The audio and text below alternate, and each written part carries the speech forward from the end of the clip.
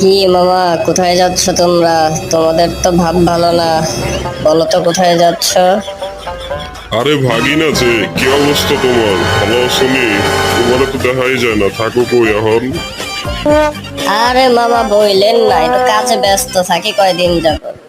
ঘুরতে ঘুরতে কই যে গেছিলাম মামা, কইলেন না। তা কি অবস্থা, আপনারা কই যান আর আইছেন কবে? চলেন তো আমরা আমাদের কাজে যাই।